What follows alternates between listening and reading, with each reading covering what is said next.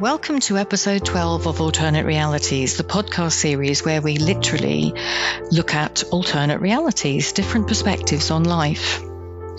During this podcast series, we've tried to bring you conversations with seemingly ordinary people who've actually led rather extraordinary lives.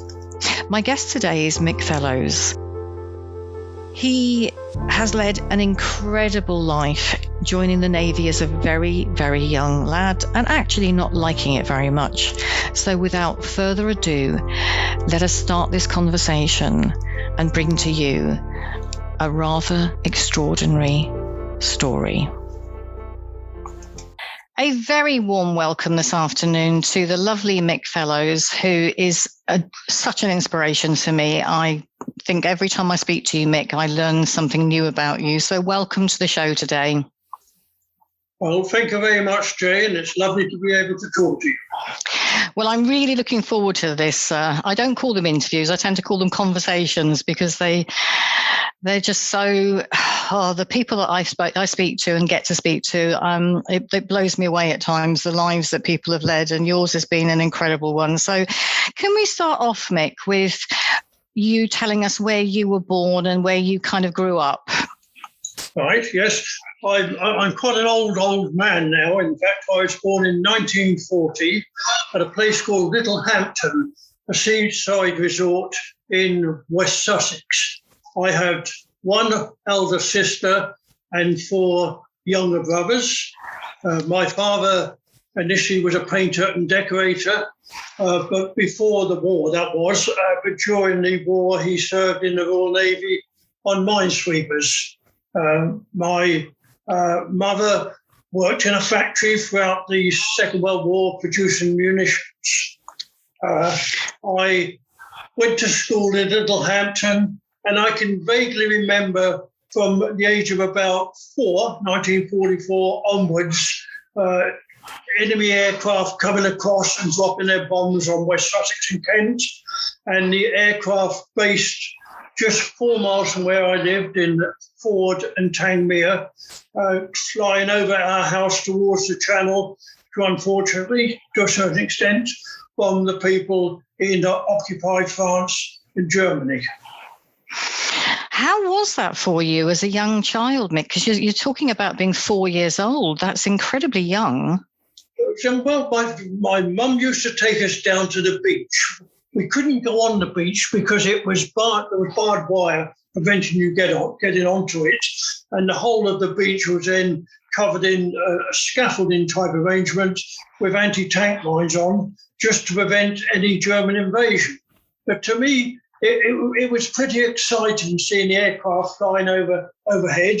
And I actually saw two V1 and can really remember two V1 rockets coming across from France and exploding on the North Downs, on the South Downs, sorry, to just about 10 miles from where we live. So is that what you remember then about being that young child, that you were kind of excited more than scared? Yeah, excited more than scared, yes. Yes, it was an exciting time, and we lived alongside a school, and in 1940 to 45, the school playing fields were occupied by Canadian and American forces that were here for the D-Day landings. And as a young lad, it was great being able to go around there and say to young fellow, "Give us some gum, chum," because we love it. Never come across chewing gum before that, or come to that, never come across sweets.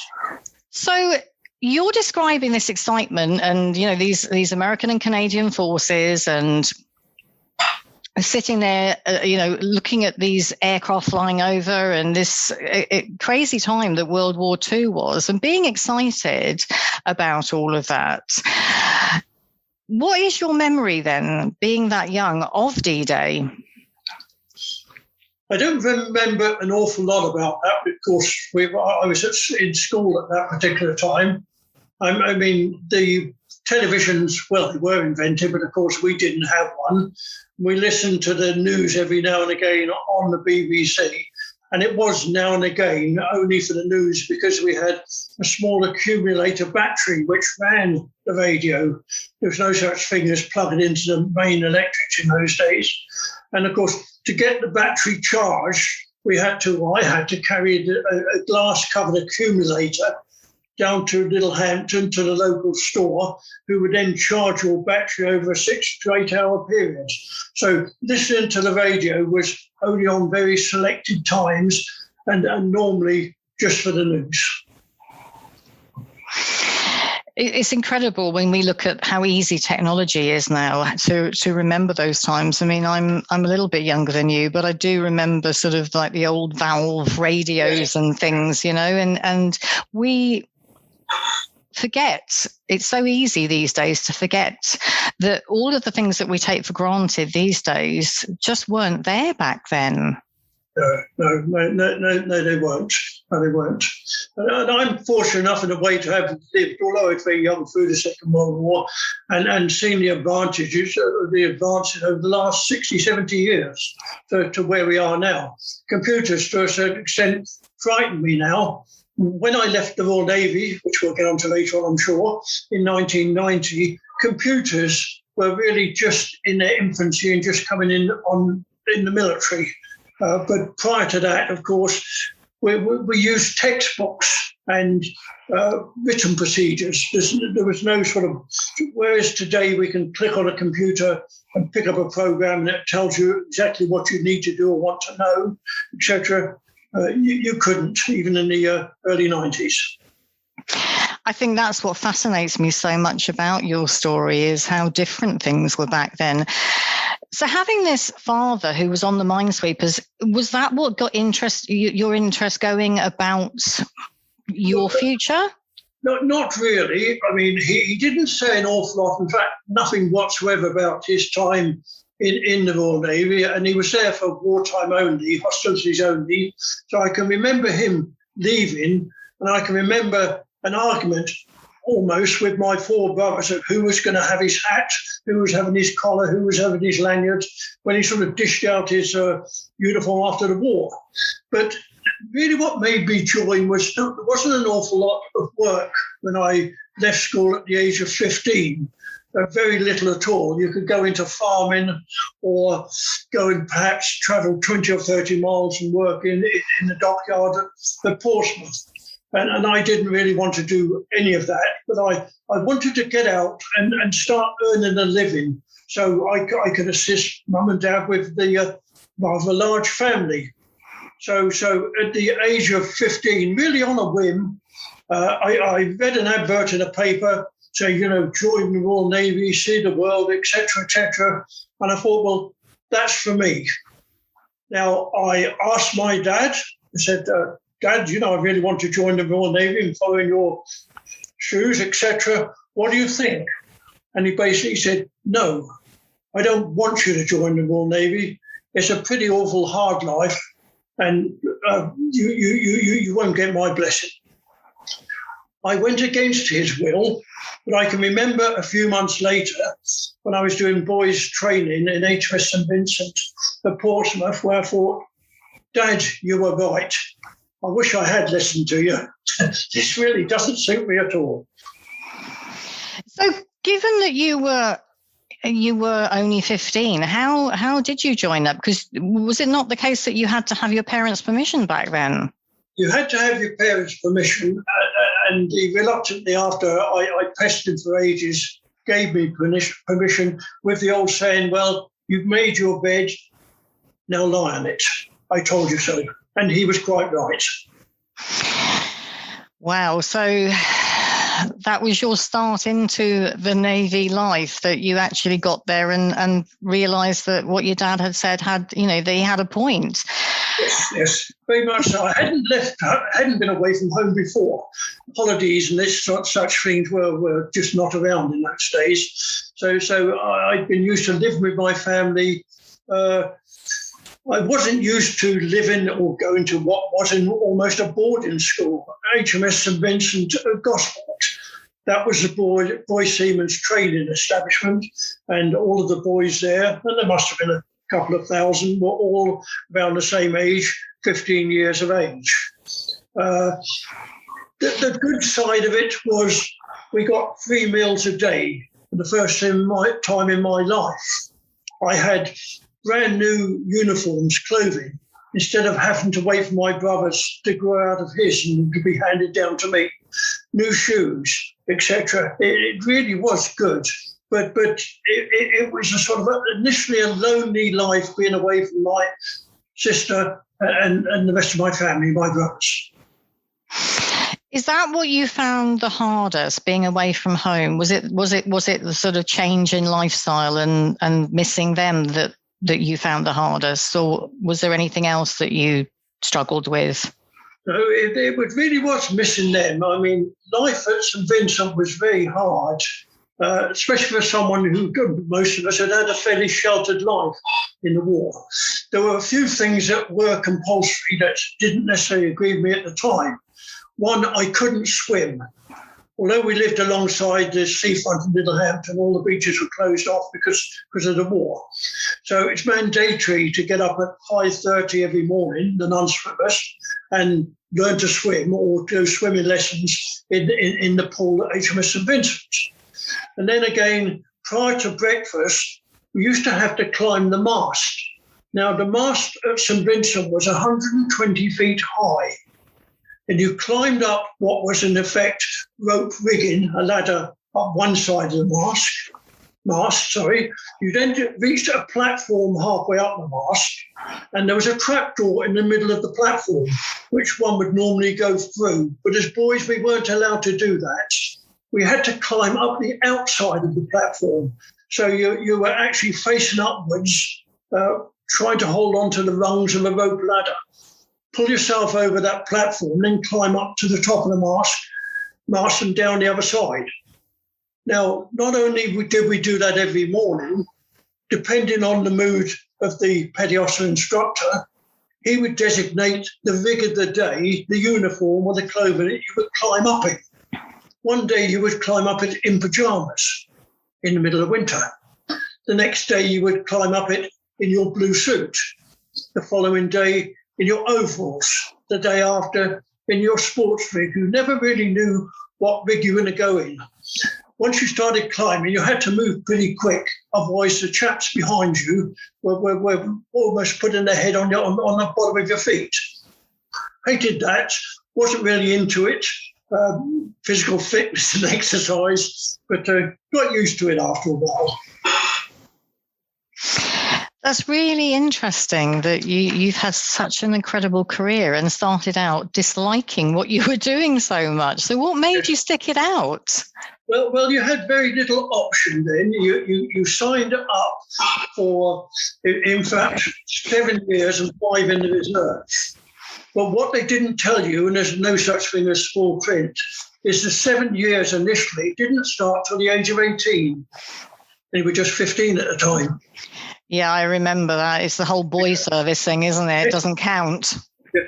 That's right. But okay, once I got through St Vincent and sort of managed it, enjoyed the schooling. The schooling was excellent and probably learnt more in a year at St Vincent than I had in the previous few years at school.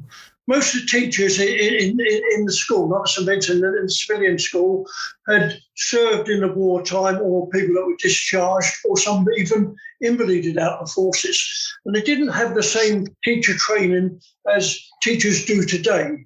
And a lot of the time it really was they were trying to install military discipline into you and really just the basics of learning. St Vincent was very different. And we went into electronics and sciences, and as well as the seamanship training. I really enjoyed that. Weekends, we used to sail boats and rowboats all over Portsmouth Harbour. So we swam a lot, but I ended up still a fairly poor swimmer when I left, but you had to pass a compulsory swimming test before you went to sea on a general service ship for obvious reasons. An awful lot of boy seamen had lost their lives, over 500 during the Second World War, mainly through ships that had been sunk by torpedoes and having to swim to survive. It is a tough one, and I think my mother was born in Devon, and she was born near Plymouth, and it was, I guess, people think that when you're born anywhere near the sea, it's automatic that you're going to learn to swim, but they forget that in certain times that was not possible. And I remember Mum telling me about how she learned to swim, and it was a boy that decided, I think she was about 18 at the time, and a boy decided to push her into the deep end of the swimming pool. Yeah. And it was literally, floundering around and sort of finding her way, and that was quite a shock. But back in those days, there would have been a lot of people, I guess, that would have joined up with you that wouldn't necessarily have been able to swim either. There were a lot. And our initial instructions for swimming were very similar to your mother's. We had to get dressed in a pair of overalls, blue overalls, cotton overalls, and the non-swimmers had to jump in to the deep end of a swimming pool. Now, when you jumped in and came to the surface again, there was a physical training instructor stood on the side of the pool with a long pole. And you assumed he was going to hold the pole out so you could grab hold of it and he'd pull you to the side. No, that wasn't the case. You quickly learned how to do doggy paddle to get yourself to the side. If there was a danger that you were going to drown and you went under more than about 3 times, the pole would then be passed towards you. It would hit you across the head and you'd be encouraged then to grab hold of it while they rescued you. Part of the swimming test was then to be able to swim at least 3 laps of the pool, again dressed in wet overalls, and then to tread water for a further 5 minutes before you pass the course. I think that's obviously the point, isn't it? That when you're in the Navy and when you're at sea, you're never going to know when you might be needing to be in the water and what you might be wearing at the time. Very true, very true, very true. But I left St. Vincent and got drafted to a frigate. Now, I was very, very fortunate because most of the people prior to my draft, my entry, had been drafted to or sent to large depot ships and aircraft carriers where there were facilities for boy seamen to carry on their training on board. But the Lords of the Admiralty decided that boy seamen would in future go on smaller ships. So I was drafted to the HMS Loch Killisport, which was a frigate destined to go to the Persian Gulf through the Suez Canal. As I joined the ship, in fact, the Suez conflict actually broke out in early 1956, and the canal was blocked. So it was intended that we would sail all around the Cape of Good Hope to get to the Persian Gulf that way. My officer commanding me at that particular time came to see me and ordered me to his cabin and said, look, I understand you've just passed your swimming test and you're a reasonably good swimmer. And I didn't have the backbone to say, well, I'm not really a reasonably good swimmer, but I can swim. And I said, for what? Why the question, sir? He said, well, we're very, very short of divers on board the ship. And we're looking for 4 volunteers to go on a diving course and supplement the 6 divers that we already have. I thought, well, this sounds very good. And so I volunteered. 2 days later, I found myself on a shallow water diving course. We started diving or mustered at 8 o'clock in the morning. And the instructor said, no, I assume you can all swim quite well. And at that stage, I didn't like to say, well, I can swim, but not all that well. But once we got dressed into our rubber diving bags and we put a pair of fins or flippers, whatever you want to call them, on our feet, jumped into water, I found that I could swim like a fish on the surface. It was brilliant. Then once we put a diving set on and we descended into the cold black water, I was still breathing, looking around me, couldn't see anything whatsoever because the water was so black and muddy, but knew that when I wanted to come up again, I could give a signal on the lifeline that was attached to me. This was 4 pulls, and somebody on the surface would pull me back up again. what a lifestyle. It was great. Was this in 1956? Yes, I was 16 years of age. Amazing. Now, so just by you not actually saying I'm not that good a swimmer to the officer, you then got offered a course that you thought you quite liked the idea of and found a whole different environment, because it is a different world, isn't it, underwater? Yes, it is. In the UK, invariably, where I was in Devonport, in Wilko, the visibility underwater is negligible. It's black. So you feel in everything with your hands. But I was fortunate, of course. We went on a ship. I went on joined a ship, and we sailed to the Persian Gulf. And en route, we stopped in places like Cape Town in South Africa, and there we dived. And of course, you could see 100, 200 feet underwater. It was brilliant. Yes, certain parts of the ocean are beautiful, aren't they? Yes, yes. Now, life changed slightly when I got to the Persian Gulf and found out what my diving duties were. There were then 10 divers on board. Now, our primary role was to search the hull of the ship we were on in the event that we were attacked by an enemy, to look for limpet mines attached to the ship's hull. This was a throwback from what had happened quite a lot in the Second World War. But of course, there was no enemy then, so we would just search the hull for exercise. Then on occasions, we would sail away from Bahrain, which was our island base in the Persian Gulf, and we would sail towards Pakistan, and we would creep up on Arab dhows. We distinguish all our navigation lights beforehand, creep up on the Arab dhows, and then our Royal Marine boarding party that we had on board would go on the dhows and look for smuggled arms, ammunition, slaves, and gold, which they were smuggling into Bahrain. Gold, of course, you can see why they were smuggling that. Arms and ammunition, because there was lots of fighting going on around Saudi and around the Gulf area. And slaves, because unfortunately slavery was still quite rife in some of the Arab countries. Now, my job as a diver was to go with the boarding party onto the Arab dhow that we'd stopped. And if there was evidence that arms, ammunition, or even slaves had been dropped over the side before we got there, I would dive on the spot where we suspected the contraband had been ditched with a large camera. And the camera in those days was almost the size of a sort of a modern dustbin that you put refuse in. But I would dive down and take photographs of whatever was on the seabed. And unfortunately at times, it was the slaves still in their shackles and chains. Terrible job for a young lady of 16. Oh, Mick, that's horrendous. And it was the reason for them dumping them because they were dead anyway, or if they were caught taking arms or ammunition into Bahrain, it was a death penalty for the crew.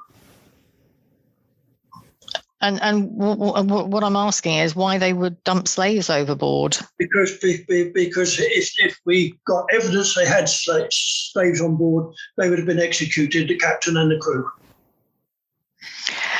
As it was, my photographs were then used in litigation in the courts to get the same result. That's a really tough job for a 16-year-old. Yes. And that's the beginning of your diving career. That was the start of the diving career. I went from did a year in the Persian Gulf. We had other good diving jobs, including the salvage of some ships. Navigational aids weren't all that good in those days. There were lots of rock outcrops that weren't really charted very well in the Gulf. So the odd tanker. And oil had only just been discovered in the Persian Gulf, so there weren't as many tankers around as there are today. But the odd tanker, well, two, ran aground on rocks. And at times I assisted the rest of the divers to patch holes in the hulls of the ships and actually recover the ships that had run aground. About 2 years later, I had quite a surprise when I had a letter from the Admiralty saying that I was entitled to some of the salvage money for having repaired and refloated those ships. So I thought, oh, brilliant. But my share of the salvage money, total share for both ships, was £15. An awful lot of money in those days. So I don't know what the captain got, but it was a lot more than £15. Well, it was a lot of money back in those days. Sounds like, it's a portion of food these days, but it was a lot of money back then. Well, my wages in those days,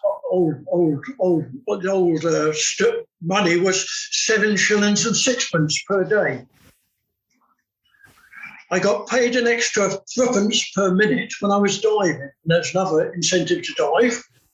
Gosh, it's amazing. It's so amazing talking to you and talking about old money, because those of us who are old enough, before decimalisation, we do remember. And we remember how much that money was worth back then. Well, quite a lot. You could have a good run ashore. You could go off the ship and visit quite a few bars and have quite a good time for about 10 shillings. It was good days. Yeah, before inflation took over. So where did you go after the Persian Gulf? What was your next sort of adventure with the Navy? I came home from the Persian Gulf. And at that time, I was what they called a trained man, as well as being a diver. A diver was just a supplementary qualification, an extra. I was a trained man, which meant I could be used in the gunnery world, loading and firing the guns, in the anti-submarine world, loading and firing depth charge, in the sonar world, with earphones on listening for submarines, or in the radar world. I had a little bit of knowledge of all of the various trades, but no great expertise. So when I came back to UK, they decided that they would send me to Dartmouth, the officers' training school, not to do an officers' course, but to spend some time on an Algerine class minesweeper down there, conducting training exercises and procedures for the cadets going through. Fortunately, while I was on, and that was HMS Acute, I got to know the captain very well, who at that time was a Lieutenant Commander Guy Worsley, who'd served quite a bit during the Second World War and was a very, very keen diver. And he let us dive as often as we could, and particularly when they were going to have a cocktail party, so we could go and collect a few scallops and a couple of lobsters for the table. Now, whilst I was there, he said to me, "What do you want to do with yourself for the rest of your naval career?" And I said, "Well, I'm still considering what I want to do, but I'm not too pleased about any of the trades that I've experienced so far."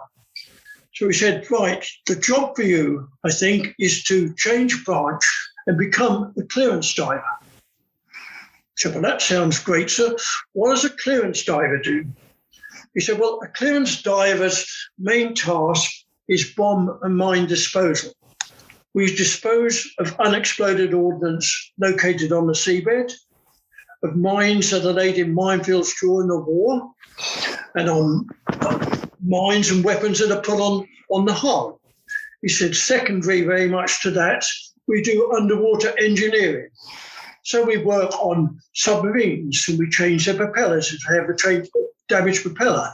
We change their ASDIC domes, and we invariably dive 7 days a week most of the time. You would be working in small teams, normally 5 to 10 men maximum, with one officer, completely separate from the normal general service Navy. And all of your work would be operational." And I jumped at it and said, "That's for me, sir." He said, "Well, there's only one snag at the moment. You are too young and you need to go to sea again, so that you've got a minimum of 3 years, what they call general service Navy, with the rest of the Navy." How old were you by this time? I was then 17 and a half, coming on 18. So before you could go on to this course, he's then told you that you need 3 years service, basically. Yes. To really learn my trade more so. And where did you go in the meantime, Mick? I left HMS Acute, and they put me on HMS St. Bride's Bay, which was another wartime frigate. And on that, we sailed for the Far East. Long journey out the Far East, where again I exercised a bit of gunnery, a bit of sonar, a bit of radar, any jobs, but in particularly an awful lot more diving than perhaps I'd done on the previous draft on the Loch Gillisport. I was there when the Malaysian confrontation was in full force. This was the confrontation where the communists were trying to take over Malaysia. So, in fact, I was fortunate enough to be landed on a few occasions to assist the army on demolition work, blowing up bits and pieces, the odd bridge, rocks in the way of supply boats, etc.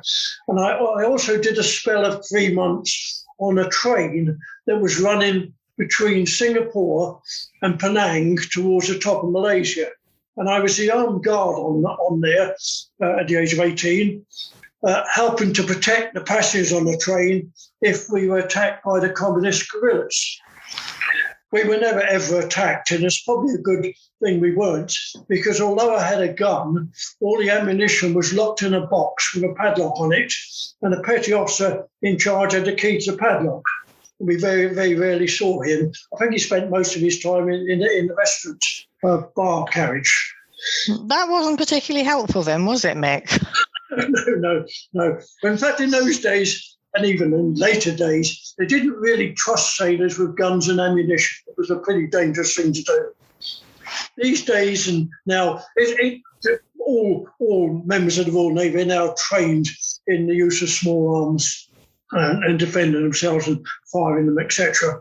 In my days, it was really only the gunnery branch that were given a rifle and ammunition. I was quite often given a rifle, but that was just to do parades and to look smart, but never any ammunition. In fact, I never had ammunition at all until the Falklands War in 1982.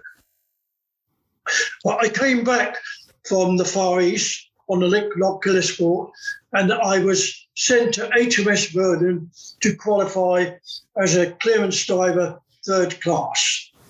There were 3 classes, and there were 3 classes of clearance diver.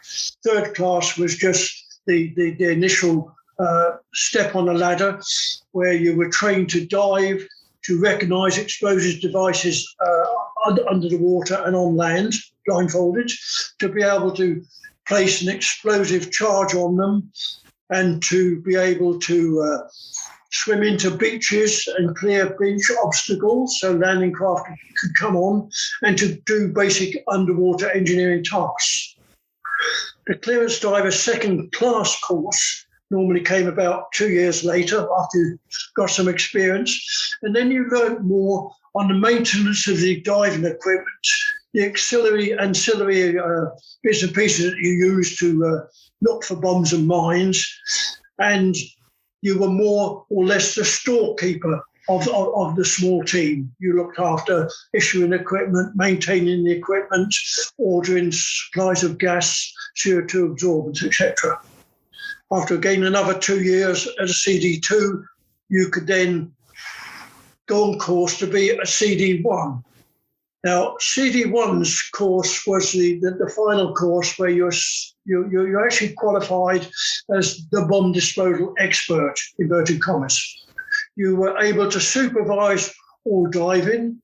You learned everything there was to know about underwater mines and landmines, and then you joined the army for a period of a couple of months and learned everything there was to know about British, German, Russian, Japanese, French bombs and missiles. You were the expert.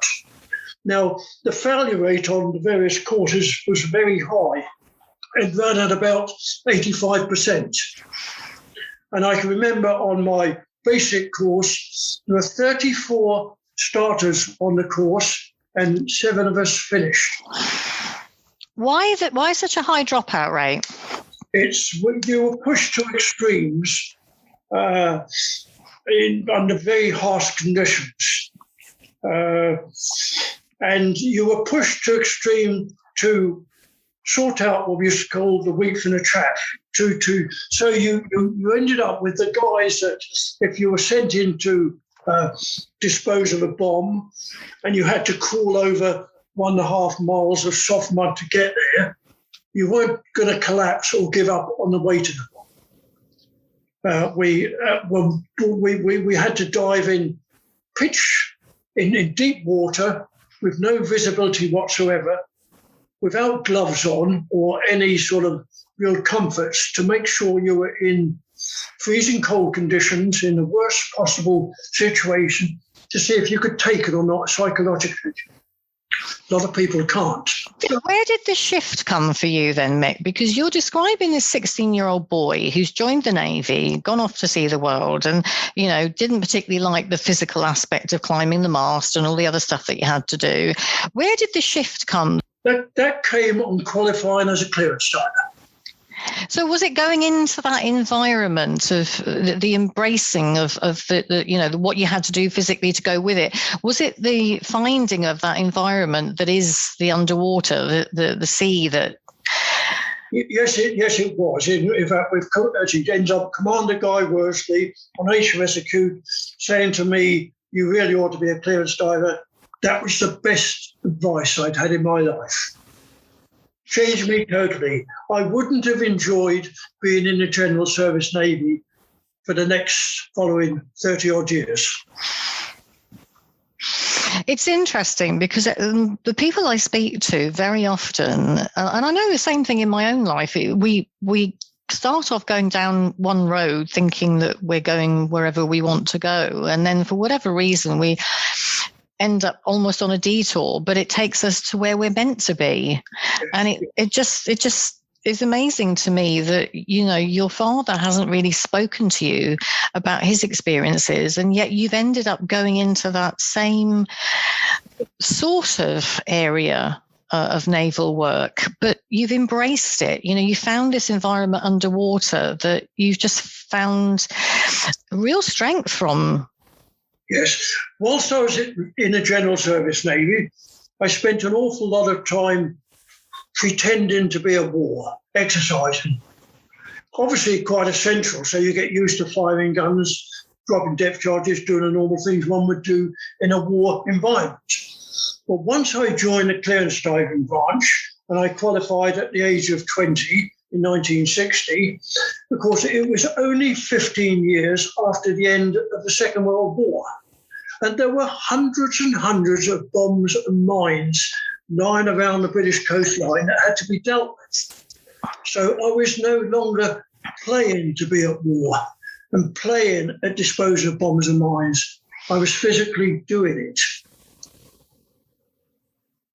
It's easy to forget, isn't it, that when the war ended, for those people that were, you know, either young or served in the war. I know my father was in the RAF coming towards the end of the war. He was quite young, so, you know, he joined sort of when he was 16 and then went into the Navy afterwards. And yes, peace may have come in the respect that the war was no longer going on. But there is all that aftermath, isn't there? There is all the unexploded bombs that even now they still turn up from time to time. Yes. Of all the bombs that were dropped on London in the Blitz, and it's well, no one's sure of the exact number, but 15 to 20% of those failed to explode, buried themselves quite deep in the ground, or dropped in the River Thames, and are still there today. Now, later on, when I left the Royal Navy in my commercial career, we cleared over 700 unexploded bombs from the UK in 1 year. 700 bombs in 1 year. That was from World War II? Yes. It's hard to imagine, isn't it, what would have happened had they exploded. There was enough devastation to places like London and Coventry with the ones that did explode. Yes, yeah. What year was that then? 700 in 1 year? I left in 1990, and we cleared a lot of sites in London.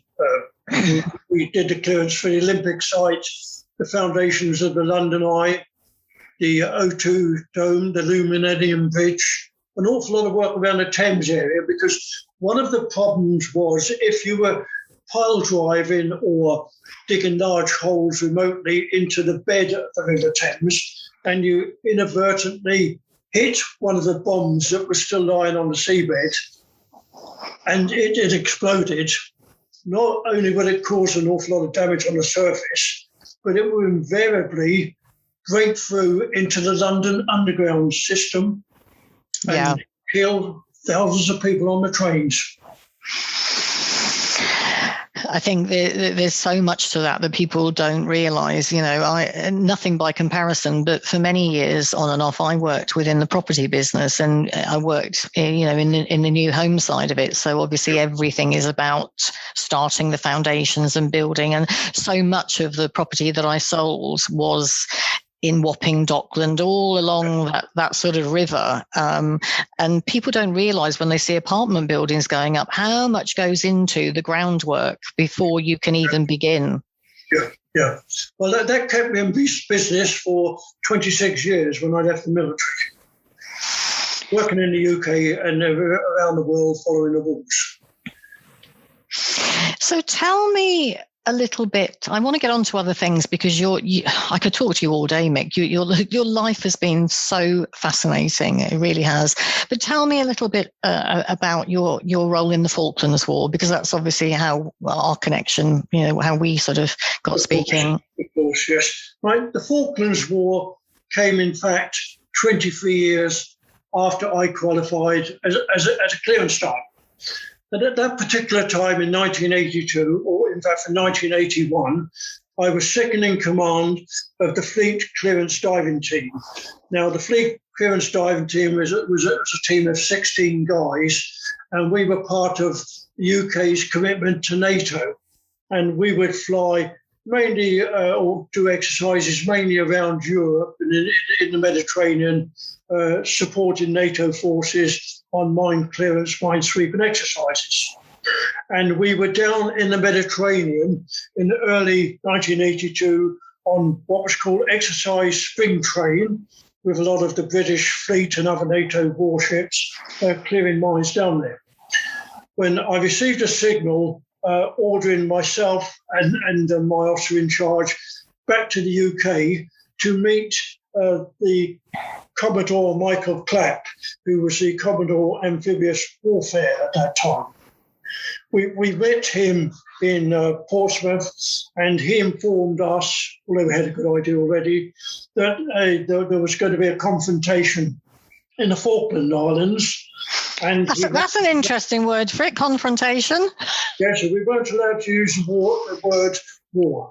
And there never was a war as far as the media and all those people were concerned, apart from the poor devils had to go down there, of course. Yeah.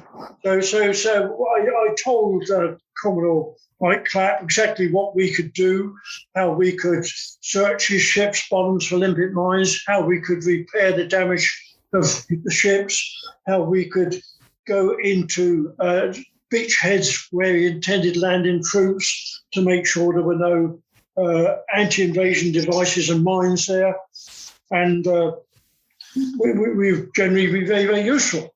So, in fact, I flew with my team down to Ascension Islands and set up a base there before the fleet left Gibraltar and England. And on Ascension Islands, we set up range areas so that when all the troops arrived, they could exercise firing their guns, firing their mortar bombs, etc. And we would deal with any misfires, this sort of thing. But when the ships got there, and a lot of them had come direct from Gibraltar without going back for minor repairs and ships maintenance, we spent an awful lot of time doing general repairs to the hulls of ships, and actually changed propellers on one of them before we sailed down to the Falklands. We arrived at the Falklands on the 21st of April, and then my the excitement started for me. At 10 o'clock on the 21st, which was D-Day, we were given a signal saying that one of our warships, HMS Antrim, had been hit by an unexploded bomb, and they needed urgent assistance.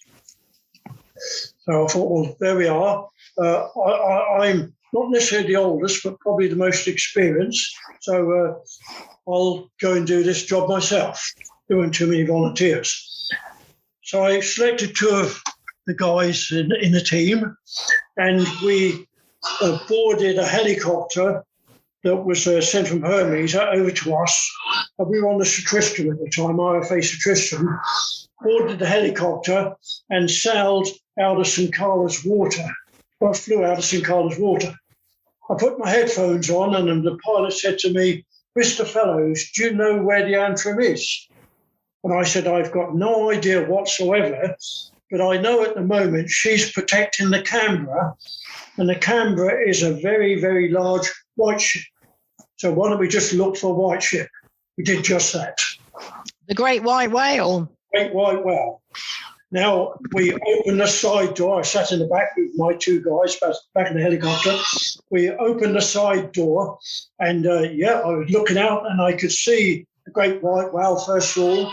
Then we could see Antrim, and she was doing like figure of eights around the Antrim, offering her protection. And at that time, she was just steaming around, but not firing the guns or doing anything else. So I was advised by the crewman on the helicopter to get myself into the strop on the wire so that they could lower me onto the afterdeck of Antrim as when we approached. So I actually got into the sling, and I was slung outside of the helicopter's door and lowered just below the deck level of the helicopter. So I was probably about 6 foot underneath the helicopter. And we swooped in towards the Antrim. Now, the Antrim knew we were coming, obviously, so kept on a lovely straight course for a while so that they could land me onto the quarterdeck. In fact, it was a flight deck. Right. We got fairly close to it, and I heard this roaring noise. And I looked up. Prior to that, I was looking down to see where I was going. I looked up and saw two large aircraft zooming towards us with flames coming out of their wings, obviously cannon fire. And the cannon fire was coming so close I could actually hear it whistling. I lifted my knees because I thought it was going to hit my legs. But the Antrim veered off very sharply to starboard, and my helicopter above me veered off to port. And as he went off to port, he came down a little bit lower and inadvertently dropped me into the ocean. It was freezing cold. I learned later on it was about 3 degrees. They dragged me through the water for what felt like an hour, but in reality was only about 3 minutes before they hoisted me back out of the water and up into the helicopter, which was going full speed back towards land. I was given a headset, earphones, and the pilot said to me, "We can't land you on there, Mr. Fellows. No way, no way. It's too dangerous." Took me a couple of minutes to say to him, "Look, sir, we've got to land on there. Ship's got a suspect unexploded bomb. There are quite a few guys on board there. And if I don't get on board to do something about the unexploded bomb, we're not only going to lose a ship, we're going to lose a lot of lives. Please, please try once more." He said, "Right, Mr. Fellows, we'll give it one more go." I said, "No." And right at that moment in time, there is you soaking wet, having been dragged through the South Atlantic. So presumably you're freezing cold as well. Freezing cold. My two lads that were with me were then in the back of the helicopter, not looking too happy. I said to them, "It'll be 3 approaches, please, sir. You're going to drop me initially, then my two assistants and the equipment that they have with them, not an awful lot. He agreed to do that. This time he said, don't put the helicopter strop around your shoulders. It usually goes under your armpits, the strap, and holds you tight. He said, would you just put your foot in the loop of the strap so that when I get you close on board, you can drop out quite easily. I thought, brilliant idea. I'll do that. They did just that. They came in again. The attacking aircraft had disappeared, but the Antrim was taken up a figure of 8 sort of procedure again. But as we got close to the Antrim, it looked as though she'd just come through a snowstorm. The whole of the flight deck and the helicopter was parked on it were covered in what looked like snow. But of course, it was foam from the firefighting hoses that had been played on the after deck to put out the fire around Humphrey, the helicopter, and other objects on the upper deck. There were unfortunately loads of patches of red blood from the injured guys amongst the foam, the snow. We came in very close, and as my feet almost touched the deck, I literally jumped out of the strop and landed on the flight deck of Antrim. But on the flight deck of Antrim, there was only one small doorway that opens upwards, which leads to a ladder going down below decks. And unfortunately, I found that hatchway and landed astride it. God, it hurt. Now, I thought I was cold and shivering and shocked when I was dragged through the water. It was even more of a shock to be sitting astride an open hatchway on the upper deck. My two lads joined me, and a lieutenant commander by the name of Nicholas Grace Girdle, a good friend now, joined me and said, right, Mr. Fellows, I'll show you where the suspect bomb is. Took me down below decks, and we came into the after heads department. The heads is the bathroom and toilets department. And yes, I could see amongst all the wreckage this large olive green painted bomb jammed in one of the toilet cubicles.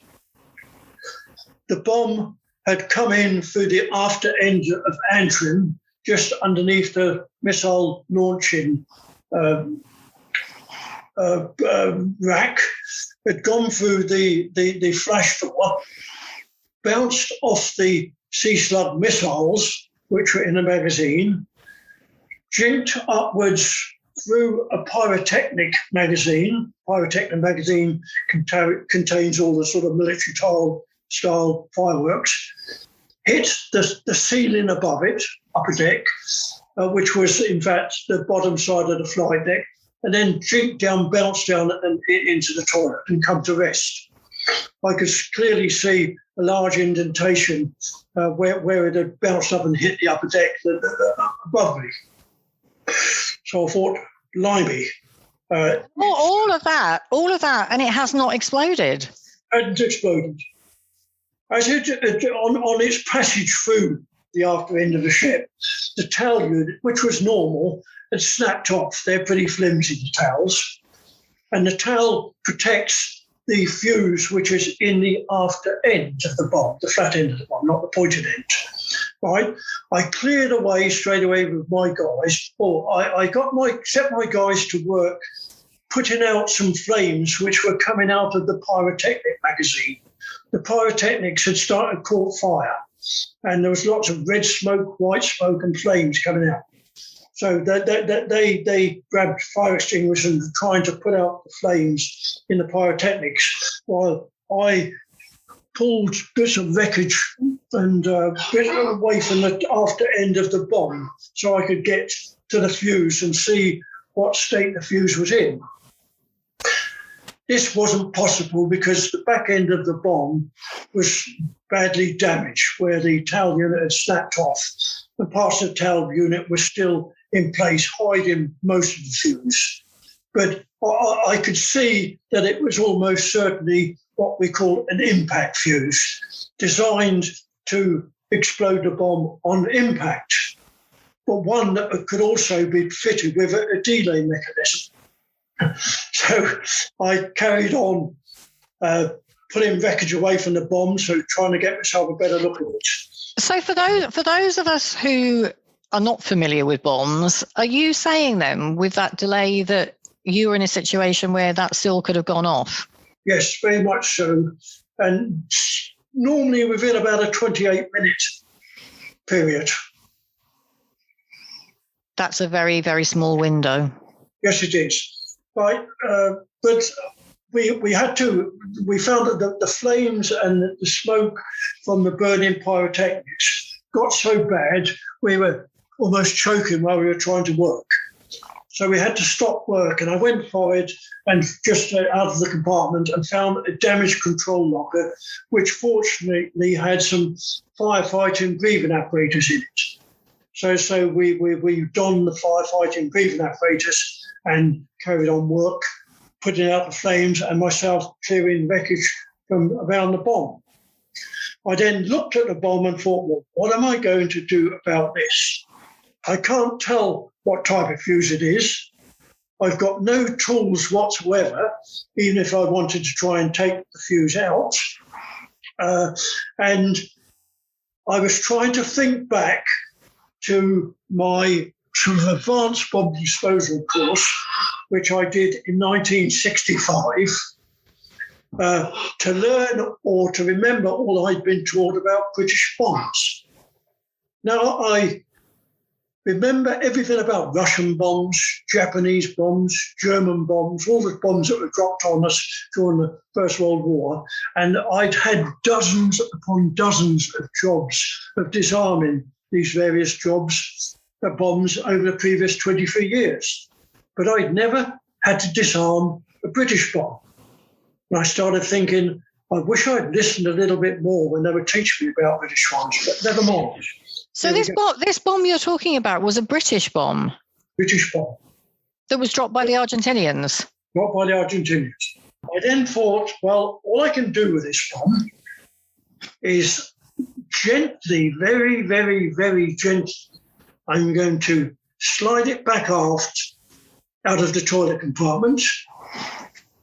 I know I'm only one deck below the flight deck above me. I'm going to cut a hole in that flight deck, and then I'm going to, and I didn't know how at the time, I'm going to lift the bomb up out of that hole and gently plonk it over the side into the sea.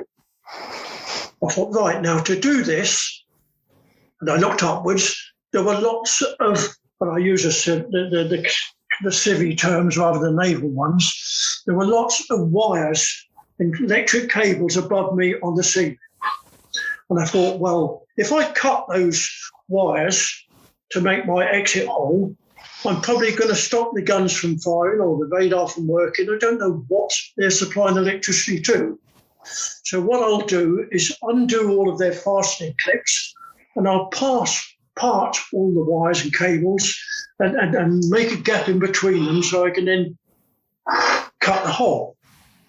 And I thought, well, okay, that is my plan. But can I afford to move this bomb without it exploding? Now, whilst that thought was going through my mind, a petty officer appeared and said, Mr. Fellows, you're wanted urgently in the wireless room. And I said, but? And he said, I've been told to accept no but to take you to the wireless room. I thought, fair enough. So I went to the wireless room. I was given earphones and a mic.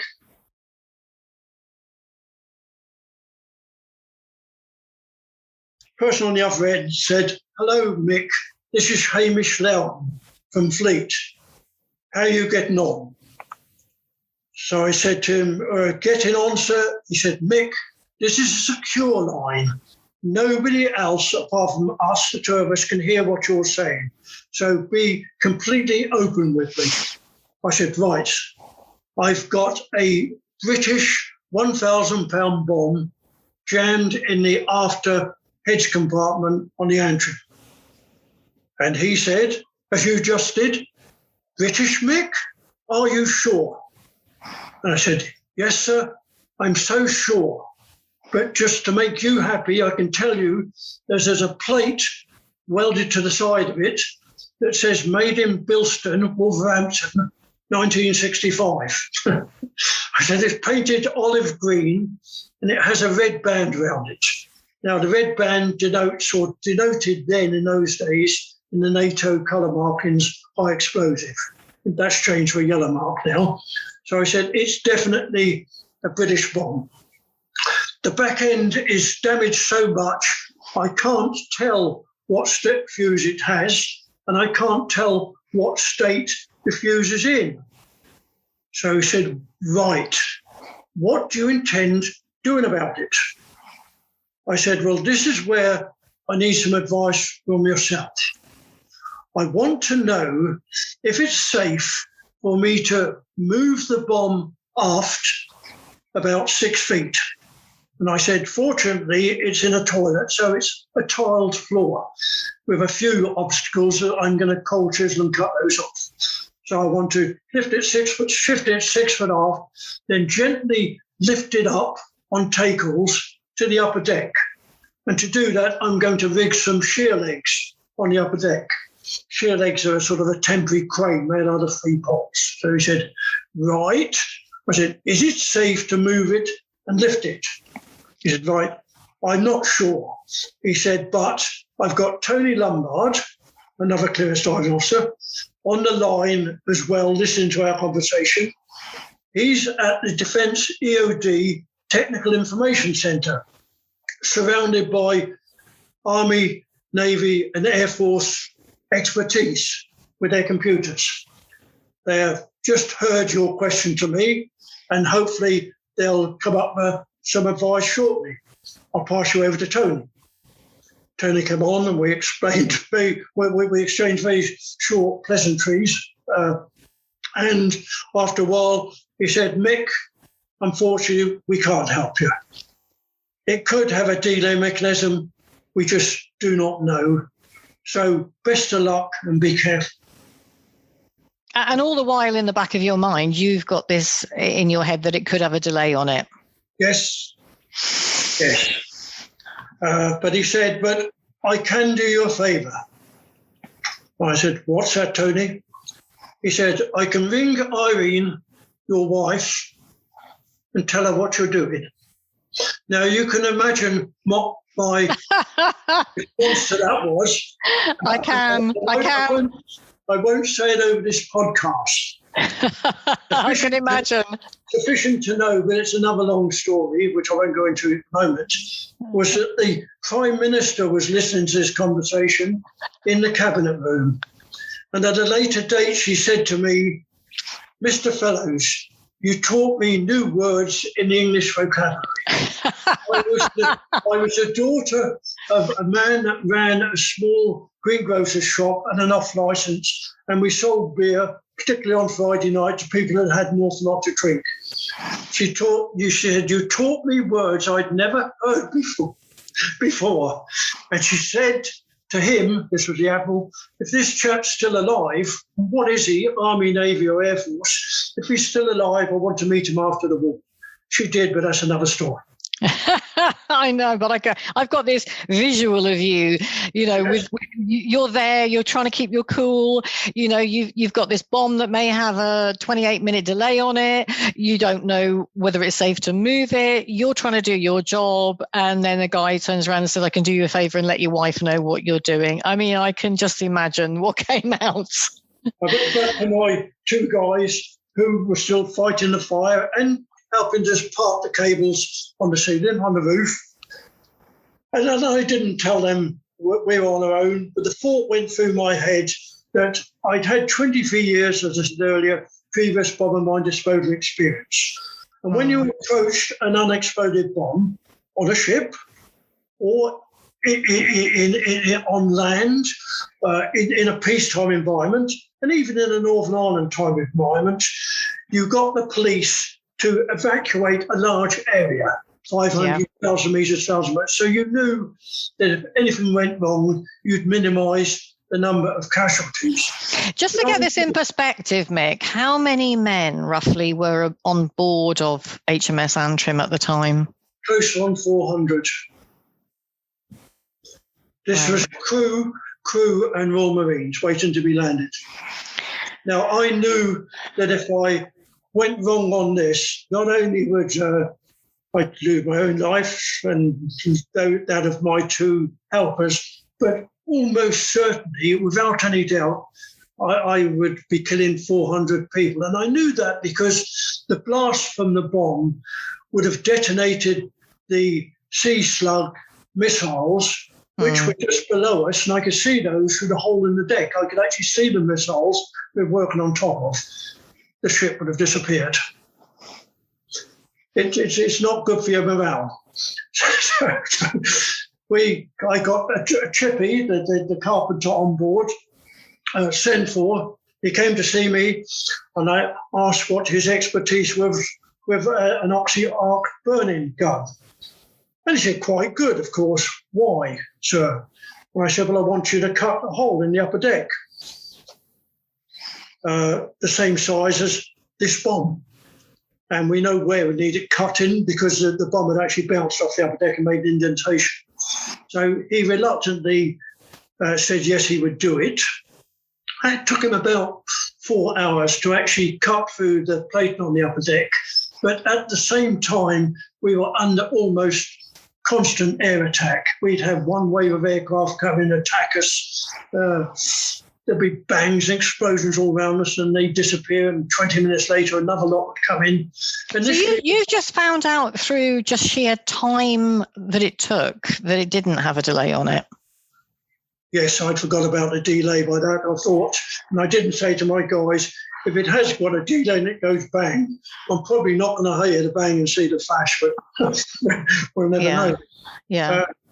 So he cut the hole in the buffer on board the chief boat to make big some sheer legs, and we very gently I decided to gently lift it up, but I couldn't attempt to lift the bomb while the ship was rocketing around doing 30 knots. So I spoke to the captain on the bridge and told him it was an impossible situation until he could give me a level ship that wasn't tossing around and going all over the ocean. And he came back and possibly he hoped that the Argentinian attacks would stop after night because intelligence had indicated that they wouldn't have the capability of attacking after dark. And that was very true. We sailed into St. Carlos water after dark. He stopped the engines and I had a nice steady platform so they could lift the bomb onto the upper deck via two tackles. I did this on my own and keeping my guys as far forward as I could till I got it on the upper deck. Then we loaded the bomb onto one of the aircraft weapon loading trolleys, wheeled it across to a davit, small crane, on the upper deck, and I attached it to a rope davit. I then asked the captain via the speaker system on the bridge to go full ahead when I gave him the tip and turn the ship hard to starboard. And he said, right, Mr. Fellows, I can do that. But why do you want me to go hard to starboard? And I said, because I'm going to lower the bomb gently in the water on this rope tackle till it's well submerged, and I'm going to cut the rope so it drops. What I don't want is a rope to wrap around your propeller if you're just going ahead. But if you're kicking to starboard, of course, that won't happen. And that's what we did. Amazing. You know, so often I have conversations with people about the Falklands and, you know, people talk about how many people we lost. And, you know, of course it's tragic. It's tragic to lose anyone. But I always try and put that into perspective, Mick, you know, with what could have been. You know, the task force was roughly 28,000 strong, 255 servicemen dead out of the whole of that amount. If you really look at the whole picture is actually very, very few, and your story about the Antrim, I think, is one of the things that a lot of people may be aware of if they were in the Royal Navy and they kind of know about it, but it's not one of the more spoken about stories out there in the public eye, because of course, there wasn't a loss of life, and you successfully managed to do what you did. Yeah. Well, could have been so much worse, couldn't it? I mean, it could have been. I mean, well, I wouldn't be talking to you now for one. And it's an incredible story. No. Well, as we finished the task, the captain invited me down to the wardroom for a cup of coffee and a meal, but that was cut short because he said, "Before you come for the meal, Mr. Fellows, there's a top secret signal here, pink signal for yourself." So I said, "Thank you very much indeed, sir," and he hands it to me. Open up the signal, and the signal said, "Mr. Fellows, HMS Argonaut has been hit by 2 bombs, believed to be French weapons. Proceed immediately to Argonaut." Now, my immediate reaction was, I've got an officer and 2 chiefs still on the Sir Tristram. What the heck is happening? Are the bombs falling all over the place? And I've got to go direct from Antrim to Argonaut. But what could I do but follow out the orders and go to Argonaut? I got to Argonaut, and she had been hit by 2 bombs. 1 bomb had gone through the starboard side and penetrated the Sea-Cat missile, which wedged in there. The second bomb had gone into the after machinery space. There's not much I could do about the bomb in the magazine at that time until we patched the hole in the side. So I drafted most of my team across to start patching up the hole in the side of the Argonaut. This took a couple of days to achieve.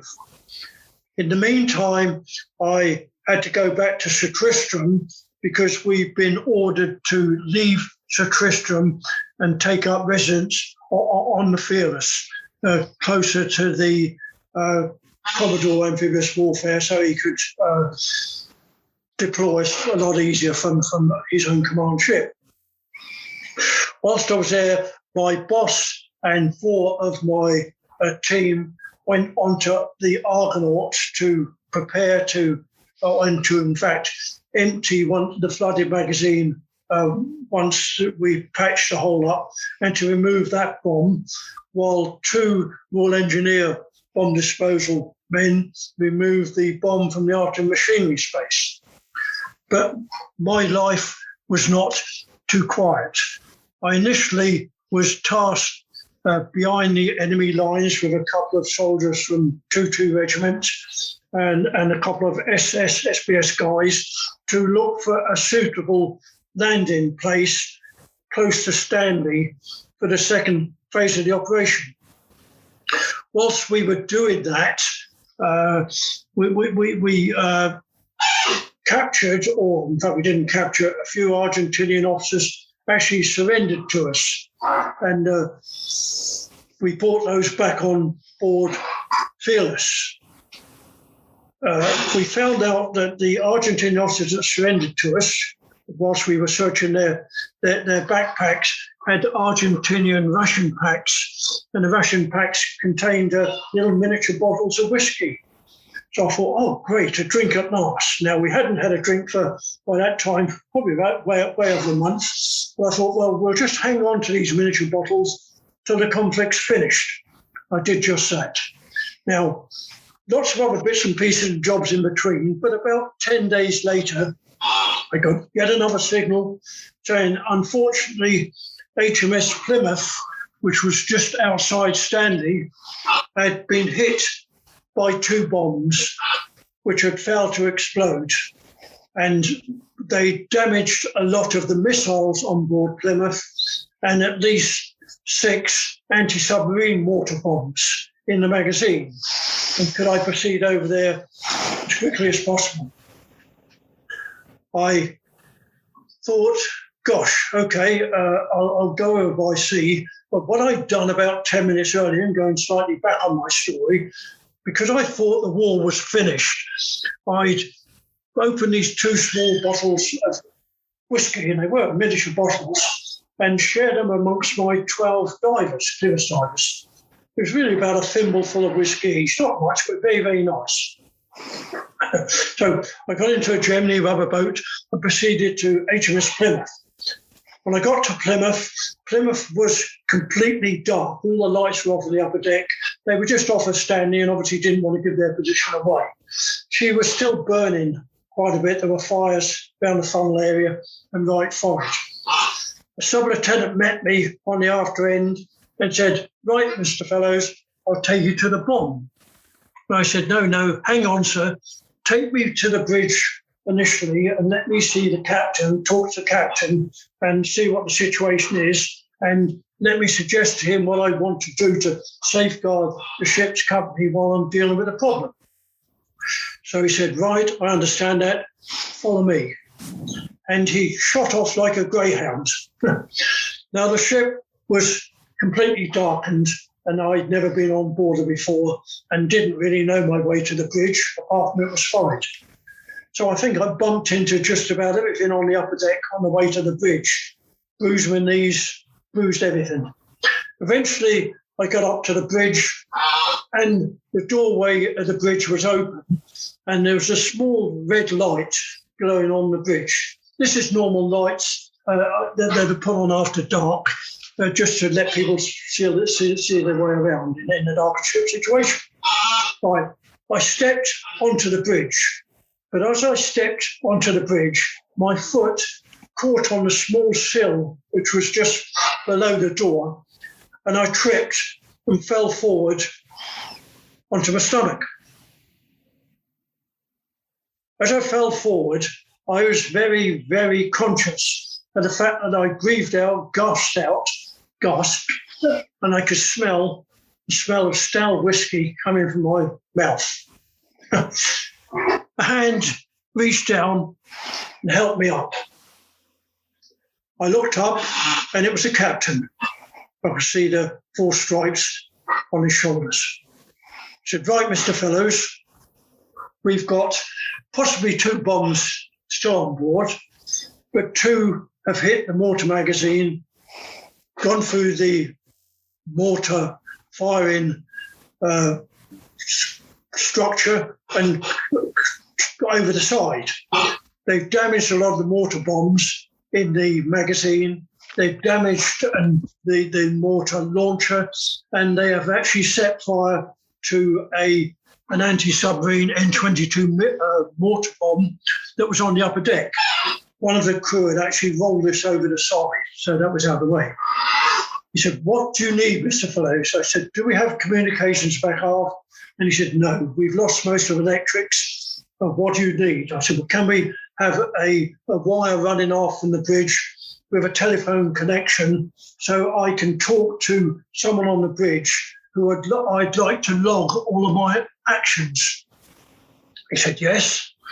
I said, then the rest of your ship's company that aren't required to keep urgent machinery running, etc., like to get them all on the forecastle, please, in their survival suits with their life jackets inflated. And could you lower the guardrails so in the event of something going wrong, it'll be easier to abandon ship? So he looked at me a couple of minutes and said, right, Mr. Fellows, we'll do that. I went back aft and looked at the damage initially in the magazine, and there was explosives from the damaged mortar bombs lying all over the deck. 4 of the mortar bombs, I could see the fuses, but the wires were all poking out all over the place. I could see detonators. They were in a terrible state. And I knew that if I inadvertently crossed any of these wires and short-circuited them, I was going to get an explosion. So I got hold of my 2 lads that were helping me, sent them around the ship to find me some insulation tape, a pair of pliers and a few other tools and some tackles. I then decided that I would make the fusing in all the bombs safe, remove the explosive that had fallen out all over the deck, and then hoist the bombs, as I'd done on the Antrim, off their bomb racks, and then push them through the bomb entry hole in the ship's side, push them halfway through, attach a tackle, and get my two guys to hoist them up towards the upper deck. Once we got them on the upper deck, we would then, as we did with the Antrim's bomb, lower them gently over the side. This procedure worked quite well. It took me about 4.5 hours to actually stabilise all of the fuses and, in fact, push the bombs one at a time through the side, because we could attach a tackle to them. My guys, two guys on the upper deck, could hoist the tackle, which would lift the bomb initially off its rack, and then with my back against the bulkhead, the wall, and with my feet I could then push the mortar bombs through the hole in the ship's side. Once we've achieved that and we had all the bombs out and gently lowered over the ship's side, I looked at the mortar launching mounting, and there was one, the middle of the three barrels was bent over by the bomb that had dropped, the Argent bomb, and had a Mark 10 mortar bomb still in the barrel. But I thought, well, that's fairly safe. It's not going to go off. It hasn't gone off. We'll leave that till daylight and then remove that one. I then had a call from on the radio telephone, or I called the bridge to say we'd almost completed the task. And was there anything else they required me to look at? Because they'd mentioned missiles whilst I was on board. And they said, yes, the 4 missiles on the port side by the bridge had been damaged by cannon fire. And would I look at these? So I said, yes. Now, in the previous 4 hours, whilst we've been working, the whole of the ship's company on the upper deck, on the forecastle, had been singing, probably just to raise their morale and keep their spirits up a little bit. But unfortunately, or as far as I was concerned, they'd been singing naval hymns for those in peril on the sea, etc., etc. And I thought, my gosh, this smells a little bit of lack of confidence in what I'm doing. And I didn't really blame them. So, right. I walked up forward to the missile launcher, and there were 4 C-clap missiles on the launcher. I left my 2 guys back aft just to clear away some more of the debris and the lifting gear we had. I had never seen a C-clap missile before in my life, but I climbed up on the launcher and tried to lift one of the missiles off its launching pod, and I realised I could lift it, not quite easily, but I could lift it. So with a bit of a struggle, and after about an hour and a half, I managed to lift the 4 missiles, seaside missiles, off of their launcher and laid them on the upper deck. I then went back aft, collected my 2 attendants, helpers, and brought them forward, and we gently, with a piece of rope, lowered each of the missiles over the side into the sea, got rid of them. I then went back on the bridge, and a young sub-lieutenant was there, finished taking his notes, and I told him the task was completed. He said, right, Mr. Fellows, should I inform the captain? And I said, yes, please, sir, but could you wait until they finish the particular psalm they're singing at the moment? Of course I could. And he did.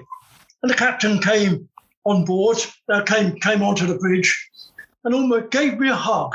And I thought, gosh, I hope he's not going to kiss me, Captain Pentry.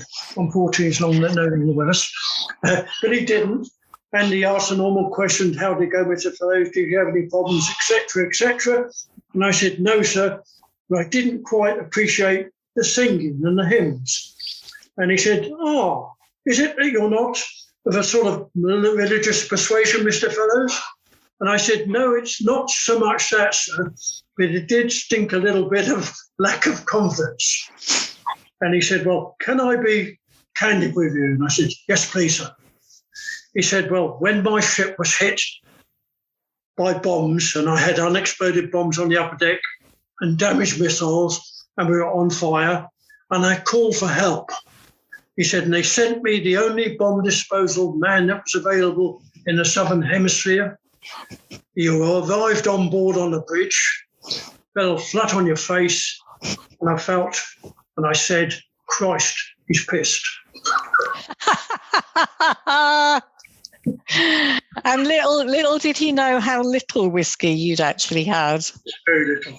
First drink for 3 months. And the only drink. Well, you did an amazing job, Mick, and I certainly don't want to run out of time today. So let's just briefly touch on some of your other adventures, because I know all of what we're talking about today is going to be in your book, which is going to be out shortly. But quick synopsis. Without going into detail, I just want to touch briefly on, because I know you were very significant in the Zeebrugge disaster. Yes. So, just sort of touching on what your role was within that. I'll give you very briefly, quickly, because I know probably what you want, which will be in the book. I left the Navy in 1990. Before I left, I had 2 other significant jobs.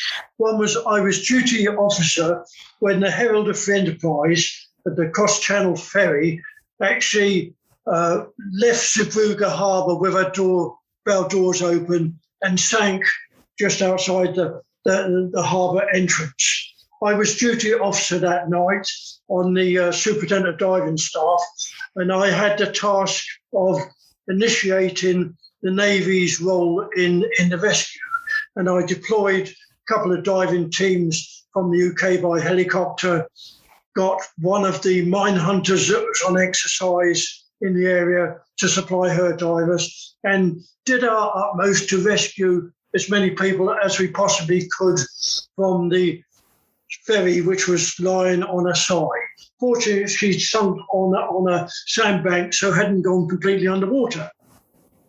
But there were an awful lot of victims that were still on board. I was invited then to go to Belgium to discuss the salvage operations, and more so the recovery of the 191 victims that were still on board the ferry. And before I knew it, I had actually volunteered to lead the recovery party on board the boat. Over a period of 7 weeks, I led a small team of British clearance divers, assisted by Belgian clearance divers, and we located and recovered every one of the 191 victims. That was a pretty horrendous job as far as I was concerned, probably the worst job in my life. I'd recovered, unfortunately, people that had died at sea before, but never people that were encased in black clay, so encased that we had to blast them out with high-pressure water hoses. And I had to recover the corpses of children, men, women, and very, very young children. Not being like young children. Such a very, very difficult job, and somebody had to do it, and it's incredible that you did volunteer for that. And I'm sure those families will be very grateful that they were able to say their goodbyes afterwards, Mick. I went from there, and my very last job was with a chum of mine, Colin Kidman. We were sent to the Persian Gulf when HMS Southampton was in collision with a merchant ship, and the collision caused damage to the Southampton's bows and actually smashed into 24 Sea Dart missiles in the forward magazine. So between the two of us, we devised a way of actually cutting a hole in the upper deck of the HMS Southampton and lifting the missiles out remotely, similar to I lifting the bomb out of the Antrim during the Falklands campaign. That took a period of quite a few weeks. I left in 1990 and started up a commercial company. But in request from our government, I led a small team, initially of only 7 guys, to Somaliland, which had just finished 17 years the Civil War, to clear up the unexploded bombs and mines, which had unfortunately killed 3 doctors and 2 nurses in the first week after the cessation of hostilities. I followed that Civil War. We spent 4 years there clearing up the minefields to do similar work in Eritrea, Vietnam, Cambodia, Laos, Kurdistan, all over the world. I followed the wars around clearing up the mess. That's the thing, isn't it, Mick, that when there are all of these wars and conflicts throughout the globe, unfortunately, it does leave a mess behind that somebody has to clear up, and you've certainly done your bit in doing that. Yes, thanks. But tell me briefly, because I know last time we spoke, this is on a lighter note, and yes. You did mention that you'd actually delivered 2 babies in your lifetime. Yes, I did. In the 70s, about 1977, I can't remember the exact date now, I got tasked with a team to go to the Gilbert and Ellis Isles in the South Pacific, to an island called Funafuti, to clear up 6 minefields in the entrance to the atoll that had been laid by the Americans during the Second World War. And these minefields had to be cleared because the country was going to be given its total independence, and it was going to be called Tuvalu, and the Queen was going to go there on the Royal Yacht to actually open up the islands and give them their independence. We spent about 3 months clearing the sea mines, the American mines, in shark-infested waters. And we had quite some exciting times with sharks. But one of the pieces of equipment I took with me was a large number 8 medical box. Now, this is a large chest about 1 metre long by about half a metre square, painted grey, with a large red cross and a white background on the lid. And I kept this just inside the tent where we were living in tents on the island. And one day I was sitting in the tent with Topsy Turner, my chum, having a beer in the evenings, when one of the young ladies from the island came down and said, "Mr. Mick, one of my friends has just fallen down the cliff and has a large gash in her right ankle. Can you help, please?" I said, "Well, I'll do what I can, but where is she?" She said, "Well, she's on her way to you now by stretcher. 4 of her chums are bringing her." They appeared with Lily, as her name was, on the stretcher, and put her outside the tent. And with a torch, we had there's no electricity at night on the island. With a torch, I could see a fairly long gash, about 3 inches, on her ankle. So I thought, well, okay. I'd done an awful lot of suturing of wounds in my time in Northern Ireland, so it was nothing new to me. I could do that quite well. So I got Topsy, my friend, to hold the right-angle torch while I opened up my medical chest and got out the implements I was going to require to stitch the wound, and it was pretty dark. And I said to one of the young girls there, "All right, can you sort of help to hold her legs still?" She was wriggling around quite a bit while I'm doing the suturing. They did that, and I cleaned off the wound and started put about 2 sutures in. I think it required about 6. I'd got about 2 in. She started really jumping around. So I got Topsy. I said, "Toppy, give me the torch." And I took the torch off him and I shone it up towards the young girl's face, the girl I was putting the sutures into. And on the way up, I noticed, oh my gosh, she looks pregnant. I got to her face, and she was in extreme pain. And I thought, not only do I think she's pregnant, she certainly is pregnant.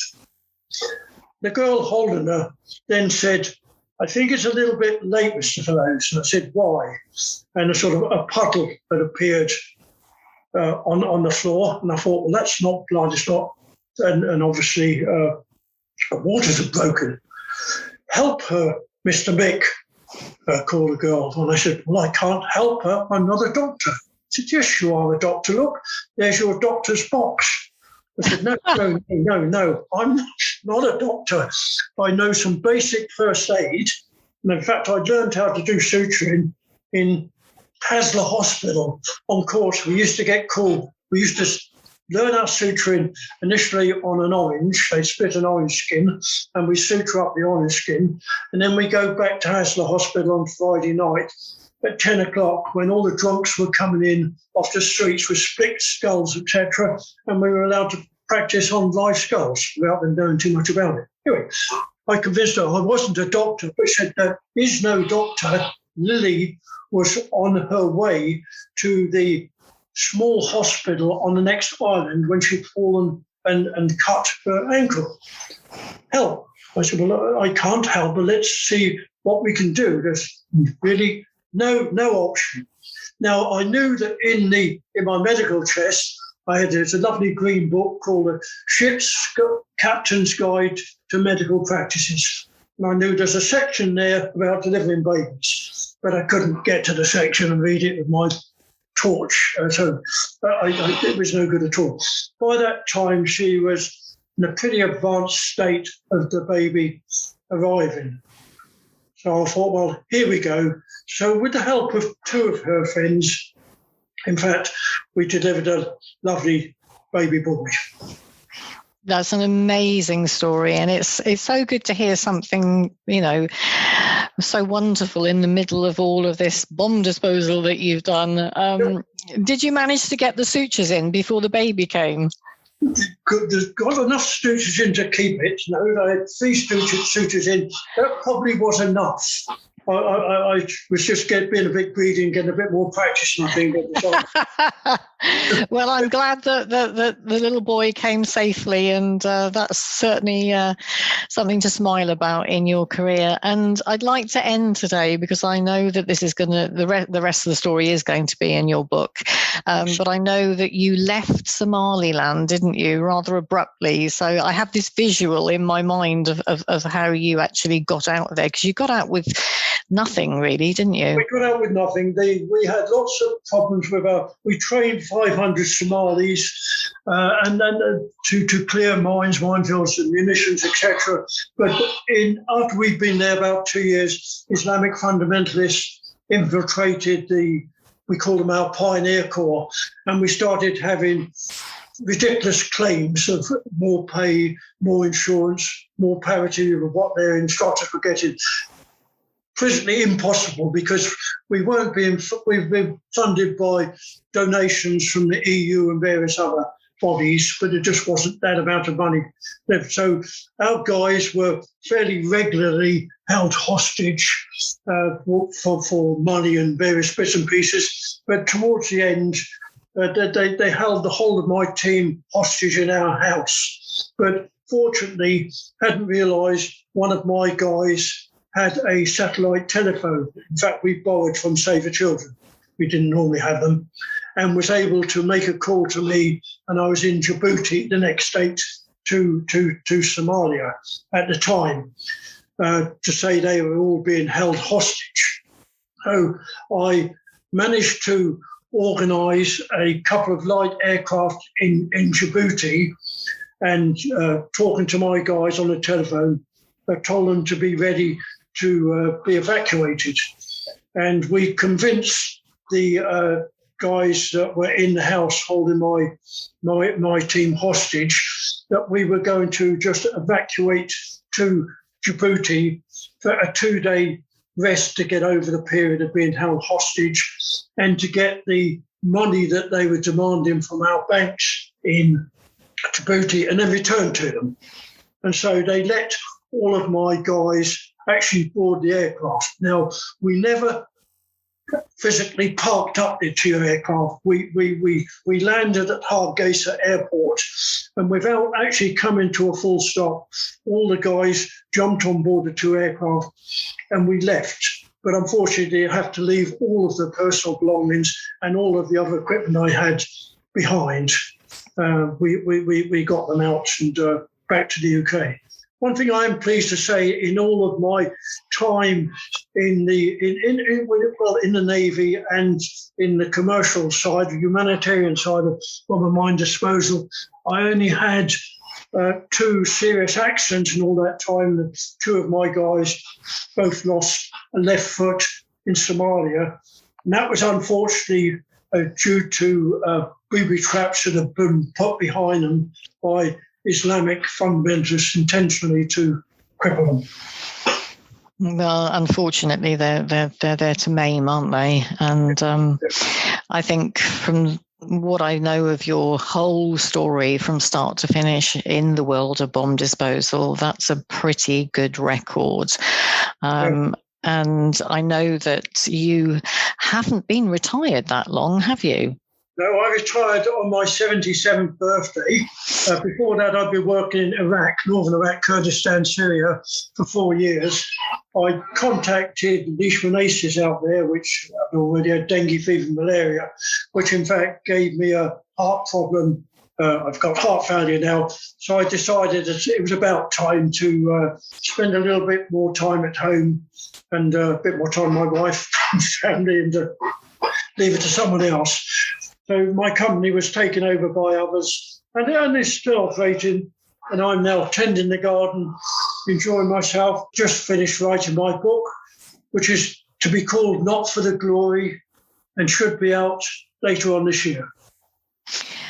Well, I'm sure, Mick, that there are a lot of people that are waiting for that book, because your whole career is quite incredible. And I think for those of us that were part of the Falklands War, it could have been so much worse had it not been for yourself doing what you did back then. It's been an absolute pleasure to have this conversation with you today. And I look forward to meeting you sometime this year. Once, I won't say things are getting back to normal, because I don't think we've got normal ever coming back again, but, life will open up again. So thank you for being with us today. It'd be nice to see you soon, hopefully in the summer when we can go down on the beach. They've removed all the anti-invasion procedures. Yes, indeed. Thank you. Thank you so much, Mick. That concludes episode 12 of Alternate Realities. I hope you enjoyed the conversation with Mick today as much as I certainly did recording it. I could listen to this man all day long and still end up with questions to ask. His life has been so interesting, and he has done so much for humanity over the years. It's an incredible achievement, I'm sure you'll agree. Often when we look at war, we see things through the eyes of those we've lost, the fallen, those who were brave in the middle of battle, those who are lost at sea when ships are attacked. Behind the scenes, however, there are men such as Mick, who do the most incredible work. And as we've heard today in this conversation, prevented so much more loss that could have occurred had those bombs actually exploded. I'm sure you'll agree that there is so much more to his story than we've been able to get across in this conversation. So look out for his book, which will be out shortly, and will tell so much more about the journey that has been an incredible journey of Mick's life. Episode 13 will be with you shortly. Thanks for listening.